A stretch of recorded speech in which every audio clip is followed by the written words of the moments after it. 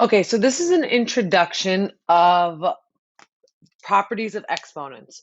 You have done these before in the past. This is kind of a reminder, but I'm gonna just reteach it. And I think it's really important that we understand what the properties of exponents are because you will be using these from now and every math class moving forward. So we do have an acronym. So what's an acronym? An acronym is something like LOL, laugh out loud, right? So things that stand for something. So what's another acronym that we know in math? Something that a mnemonic device, for example.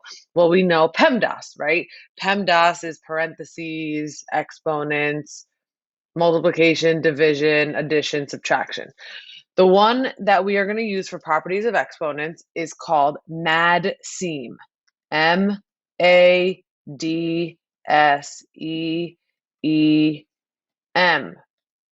Today in this video, we are going to discuss these four, okay? Multiplication and division. So let's talk about what happens. So what are we talking? Let's define some words before we do anything.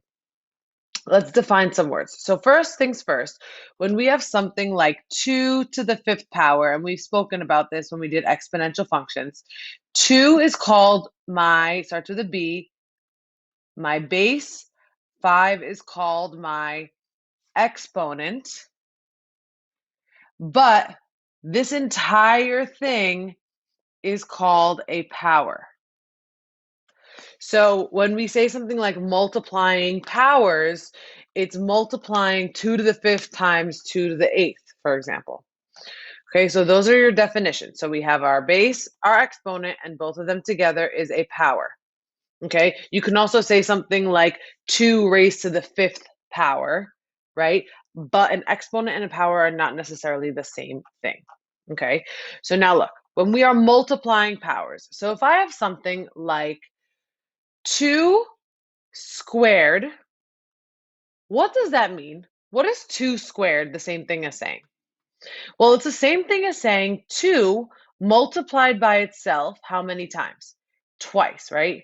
2 times 2. What about 8 to the third power? Well, how can I rewrite that? Well, that's 8 multiplied by itself 3 times. So 8 times 8 times 8, right? So let's talk about what happens if I have something like 2 squared times 2 to the fifth. Okay, so I'm actually going to use a few different colors here. So let's do 2 squared times 2 to the fifth. Well, 2 squared is the same thing as saying 2 times 2. And then we're multiplying, right? Times. And then 2 to the fifth is 2 5 times. 2 times 2 times 2 times 2 times 2. Now, I don't want you to multiply this out. We're going to write this as an answer is going to be 2 to the what power? Well, let's see. We have 2 times 2, that's 2 twos, and then we have 5 twos here. So how many twos are being multiplied by itself total? Well, we have, hold on. So we have 2 squared times 2 to the fifth is equal to, well, let's keep this trend here. 2 squared times 2 to the fifth is equal to how many 2's are there total? Well, there's 2 here and there's 5 here. So it's going to be 2 plus what? 5. And what's 2 plus 5? 7 2's total. So the important thing here is that when we multiply powers, this is not 2 to the 10th power, right? It's not 2 times 5. It is 2 plus 5. So the mnemonic device here tells us that when we multiply powers, we add the exponents.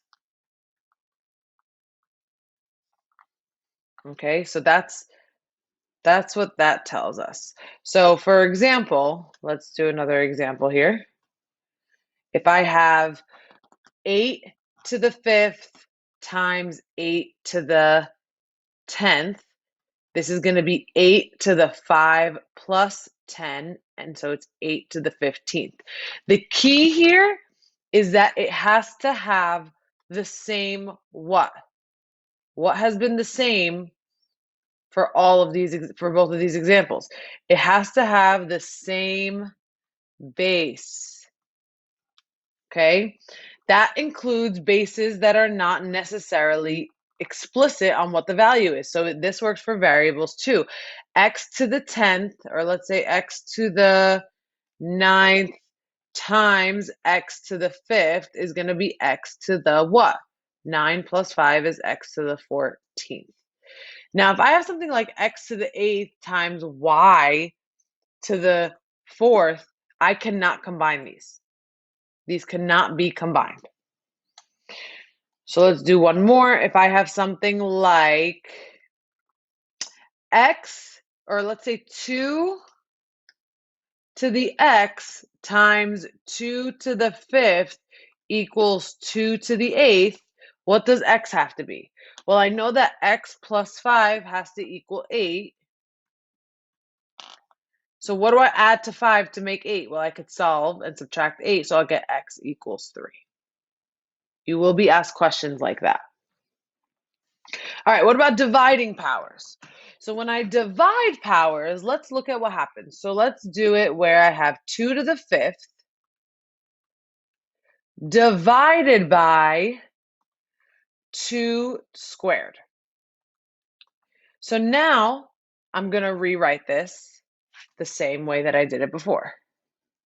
So I have 2 times 2 times 2 times 2 times 2, 5 of them, and 2 times 2. Well, I know, what is 2 over 2?